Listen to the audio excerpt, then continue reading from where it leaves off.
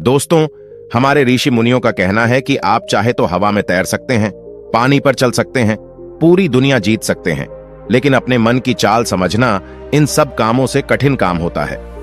आपने कभी ख्याल किया होगा कि आप जो काम करना चाहते हैं, आपका मन उससे उल्टा काम करता है। उदाहरण के लिए, अगर आप सिगरेट पीना छोड़ना चाहते हैं, आप खुद से दृढ़ निश्चय भी लेते हैं, लेकिन कुछ ही समय बाद आपका मन आपको खींचकर वापस उसी सिगरेट के पास लाकर खड़ा कर देता है। और ये बात सिर्फ सिगरेट पर लागू नहीं होती। हमारे जीवन में, हम सबके जीवन में बहुत सारे ऐसे काम होते हैं, ऐसी आदतें होती हैं जिन्हें हम छोड़ना चाहते हैं, लेकिन हम चाहकर भी उन आदतों को छोड़ नहीं पाते हैं। लेकिन अगर हम प्रयास करके अपने मन के दृष्टा बन जाते हैं, उसके साक्षी बन जाते हैं, तो हम अपने मन की चाल को पकड़ सकते हैं। और अगर एक बार हमें अपने मन की चाल पकड़ में आ जाए, तो फिर हम कोई भी आदत छोड़ सकते हैं, या फिर इसके उलट कोई भी आदत अपना सकते हैं, जैसे कि ब्रह्म मुहूर्त में उठने की, या फिर कोई भी ऐसा काम जिसे करने में हमें आलस्य आता है, क्योंकि हमारी आदतों के पीछे मूलभूत बिंदु हमारा मन ही होता है, और हम उसे ही नजरअंदाज करके चलते रहते हैं, और बाद में पछताने के सिवाय हमारे पास कोई चारा नहीं बचता। आज की जो बौद्ध कहानी मैं आपको सुनाने जा रहा हूं, उसमें आपको कुछ ऐसे तरीके पता चलेंगे जिससे कि आप अपने मन की चाल को भली भांति पकड़ सकते हैं, उसको जान सकते हैं, उसका निरीक्षण कर सकते हैं, और उसके बाद अपनी आदतों में बदलाव कर सकते हैं। एक बार एक शिष्य एक गुरु के आश्रम में शिक्षा ग्रहण करने के लिए आया हुआ था। वो शिष्य अपने गुरु की बात कम सुनता था, लेकिन अपनी बात बताने में वो बहुत उत्सुक रहता था। एक दिन गुरु ध्यान पर चर्चा कर रहे थे। ध्यान किस प्रकार किया जाता है और ध्यान का क्या महत्व होता है, इसी पर चर्चा चल रही थी। आश्रम के सभी शिष्य मौन होकर अपने गुरु की बातों को सुन रहे थे। गुरु उनको समझा रहे थे कि आप किसी भी प्रकार का ध्यान करते हो, लेकिन ध्यान की गहराइयों में जाने के लिए आपको अपने मन के अंदर प्रेम जागृत करना होगा। ध्यान करते समय आपको निरंतर अपने मन का निरीक्षण करना होगा कि आपके मन के अंदर किस प्रकार के विचार आते हैं। गुरु अपनी बात पूरी कर पाते, इससे पहले ही वो वाचाल शिष्य बीच में ही बोल पड़ा। उसने कहा, गुरुजी, मैं बहुत दिनों से अपने मन का निरीक्षण कर रहा हूं। मैं हर आने जाने वाले विचार को बड़ी गहराई से देखता हूं, समझता हूं, लेकिन उसके बावजूद मेरे मन की आदतों में कुछ बदलाव नहीं आ रहा है। मैं अक्सर सुबह देरी से उठता हूं, और रोज रात को मैं यही सोचकर सोता हूं कि मैं सुबह जल्दी उठूंगा, जल्दी उठकर ध्यान करूंगा, अपने मन का निरीक्षण करूंगा, लेकिन मैं ये कर नहीं पाता हूं। मैंने अपने साथी शिष्यों से भी इस बारे में चर्चा की, लेकिन उनके पास भी इसका कोई जवाब नहीं है। इस आश्रम में कोई एक दूसरे से बात ही नहीं करना चाहता। सब लोग चुपचाप रहते हैं, कोई चर्चा नहीं होती। ऐसे हम अपने मन को कैसे समझ पाएंगे, उसका निरीक्षण कैसे कर पाएंगे? जब तक हम अपने मन के विचारों का, अपने मन की आदतों का एक दूसरे के सामने जिक्र नहीं करेंगे, उसकी चर्चा नहीं करेंगे, उस पर बहस नहीं करेंगे, तब तक हम चुप रहकर अपने मन को कैसे समझ पाएंगे? कृपया करके इन सभी शिष्यों को समझाने की कृपा करें कि कम से कम एक दूसरे से अपने मन की बात साझा तो करें। उनके मन में क्या विचार चलते हैं, ध्यान में उनके अंदर क्या बदलाव आता है, वो क्या महसूस करते हैं। ध्यान करते वक्त कम से कम आश्रम में इन बातों की तो चर्चा होनी चाहिए। गुरु ने उस वाचाल शिष्य से पूछा कि तुम दूसरों के मन की बात क्यों जानना चाहते हो? उससे तुम्हारा क्या फायदा होगा? क्या तुम्हें आत्मनिरीक्षण करने के लिए दूसरे के मन के विचार जानना जरूरी है? उनके मन में क्या चलता है, इससे तुम्हारा क्या फायदा होगा? क्या तुम मुझे इस बात का उत्तर दे सकते हो? वह वाचाल शिष्य ने अपने गुरु से इस प्रकार के उत्तर की अपेक्षा नहीं की थी। उसने सोचा कि बात तो गुरुजी ठीक कह रहे हैं, इससे मेरा क्या फायदा होगा? अगर मैं दूसरे के मन की बात जान भी लूंगा, या फिर दूसरों के सामने अपने मन की बात बता भी दूंगा, तो उससे मेरा क्या फायदा होगा? क्या मैं अपने मन को समझ पाऊंगा? शिष्य अपने ही द्वारा किए गए प्रश्न में उलझ चुका था। उसके पास इसका कोई उत्तर नहीं था, लेकिन फिर भी उसने दूसरे शिष्यों के सामने अपनी बात को ऊंचा दिखाने के लिए गुरुजी से कहा कि गुरुजी, अगर हमें यह पता चल जाएगा कि दूसरे के मन में क्या विचार चलते हैं और उन विचारों का वो ध्यान में जाकर किस प्रकार निरीक्षण करते हैं, तो इससे तो हमें भी ध्यान लगाने में आसानी रहेगी। हम भी अपने ध्यान में उसी प्रकार अपने विचारों का निरीक्षण कर पाएंगे, अपने मन को समझ पाएंगे। क्या आपको नहीं लगता कि गहरा ध्यान लगाने के लिए किन बातों का ध्यान रखा जाए, किस प्रकार अपने मन का निरीक्षण किया जाए? इस बात की चर्चा करने से दूसरे शिष्यों का भी भला हो सकता है। गुरुजी ने उससे पूछा कि मान लो कोई शिष्य गहरा ध्यान लगा पाता है, और अगर वो तुम्हें अपनी मनोदशा बता भी दें कि किस प्रकार वो अपने मन का निरीक्षण करता है, अपने विचारों का निरीक्षण करता है, तो तुम्हें क्या लगता है कि यह जानकर तुम भी गहरे ध्यान में उतर पाओगे? अगर तुम ऐसा सोच रहे हो तो मैं तुम्हें एक बात बता दूं कि तुम अपने ही मन के बनाए हुए जाल में खुद फंस जाओगे। अगर तुम्हें कोई ऐसी प्रक्रिया पता चल गई कि गहरे ध्यान में किस प्रकार प्रवेश किया जाता है, तो तुम्हारा मन उसी प्रक्रिया का अनुसरण करने की कोशिश करेगा। तुम वर्तमान में उपस्थित होकर अपनी मनोदशा नहीं समझ पाओगे, बल्कि तुम्हारा मन तो उस प्रक्रिया के विचारों में उलझा रहेगा। तुमने अपने मन को एक काम दे दिया करने के लिए, और तुम्हारा मन उसी काम को करता रहेगा। तुम भी उस काम में सम्मिलित हो जाओगे तो तुम अपने मन का निरीक्षण किस प्रकार कर पाओगे? क्योंकि तुम तो खुद अपने मन के साथ सम्मिलित हो गए, तुम तो खुद अपने मन के साथ एक हो गए। गुरुजी ने बताया कि तुम अपने मन को तभी समझ सकते हो जब तुम अपने मन से अलग हटकर अपने मन को देख पाओगे, अपने मन की चाल को दूर से खड़े होकर समझ पाओ।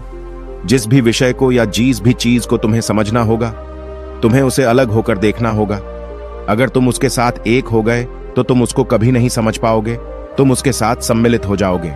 जिस प्रकार तुम अपने विचारों को समझने की कोशिश करते हो, लेकिन विचारों को समझते समझते तुम अपने ही विचारों में खो जाते हो। कभी अनुभव किया है तुमने?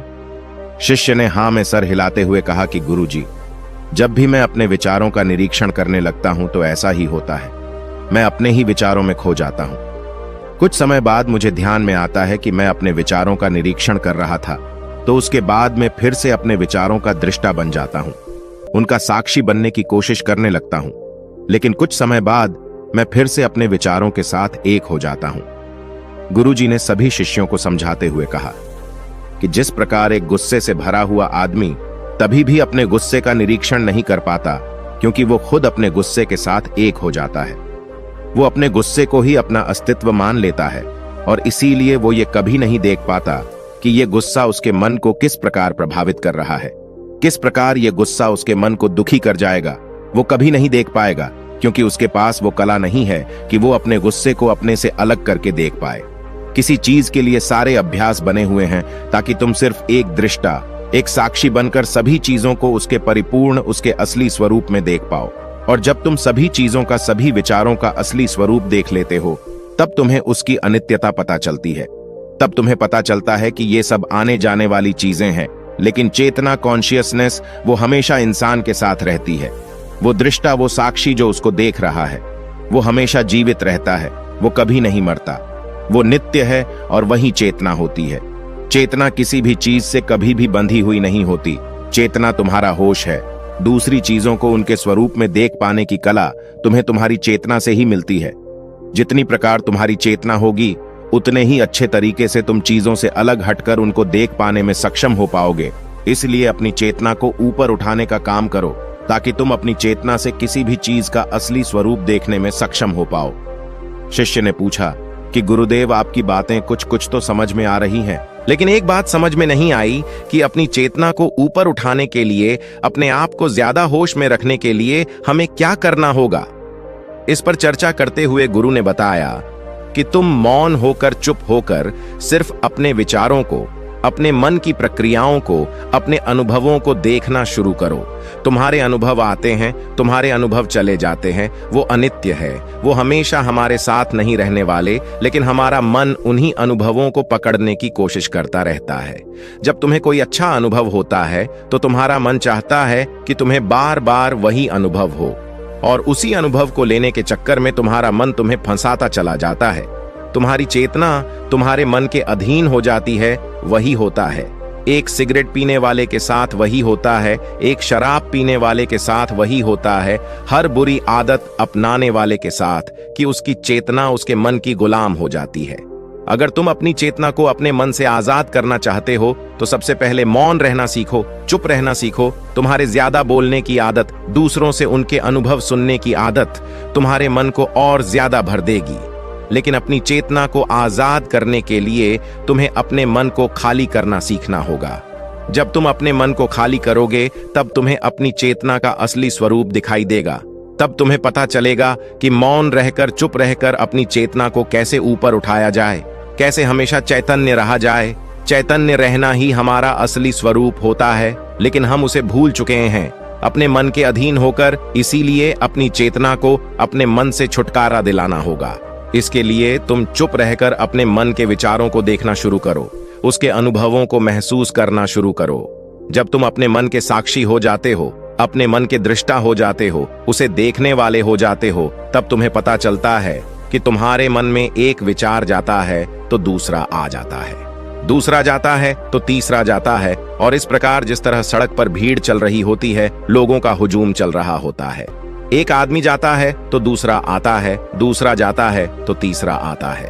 उसी प्रकार हमारे मन की भूमि में अनेकों अनेक विचार आते और जाते रहते हैं, लेकिन धीरे धीरे हम उनसे जुड़ते नहीं हैं, उनके साथ बहने नहीं लग जाते, उनके साथ खो नहीं जाते, बल्कि उनको साक्षी होकर बस देखते रहते हैं। और देखते देखते धीरे धीरे वे सभी विचार विलीन होने लगते हैं, और उसके बाद हमारे मन की भूमि पूरी तरह से खाली हो जाती है। और अब हमें एक पहली बार अपने चैतन्य होने का पता चलता है। हमें पता चलता है कि हमारी चेतना ही हमारा असली आनंद है, वही हमारा स्वरूप है, और उसके लिए अपने मन की भूमि से खरपतवार हटाने जरूरी होती है। उसके लिए मेहनत नहीं करनी, बस उन विचारों को देखते रहना है। एक विचार जाता है तो दूसरा आता है, दूसरा जाता है तो तीसरा आता है। बस देखते रहो, साक्षी बने रहो, दृष्टा बने रहो, और देखते देखते वो विचार विलीन हो जाते हैं। लेकिन इसके लिए तुम्हें चुप रहकर अभ्यास करना होगा, चुप रहकर अपने विचारों का आत्मनिरीक्षण करना होगा, अपने मन की भावनाओं को समझना होगा। कब तुम्हें गुस्सा आता है, कब तुम्हें खुशी होती है, उसे अलग खड़े होकर देखना होगा। जब भी हमें गुस्सा आता है या खुशी होती है या किसी से घृणा होती है, तो हम उस क्षण उत्तेजित हो जाते हैं, और उत्तेजना की वजह से ही हम उन भावनाओं को अलग होकर देख नहीं पाते हैं। लेकिन अगर हम उत्तेजित ना हो, शांत रहे, शिथिल रहे, तो हम अपने मन की भावनाओं को समझ सकते हैं, उनको जान सकते हैं। और जब हम अपने मन की भावनाओं को जानने लगते हैं, तब हमें पता चलता है कि कोई भी भाव हमेशा नहीं रहता।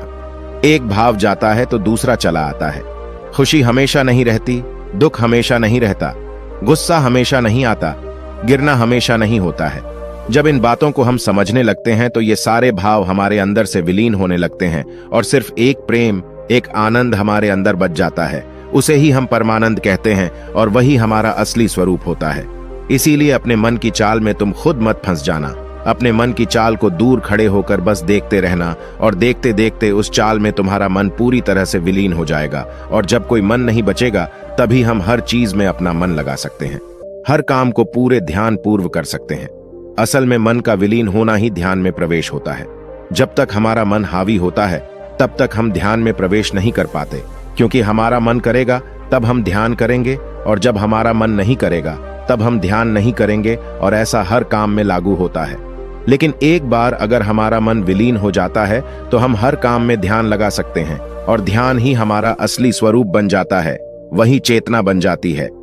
इस ज्ञान भरी चर्चा को सुनकर सभी शिष्य प्रसन्न हो गए, लेकिन गुरु ने उन्हें चेतावनी देते हुए कहा कि तुम प्रसन्न हो रहे हो, ये भी तुम्हारे मन की एक भावना है।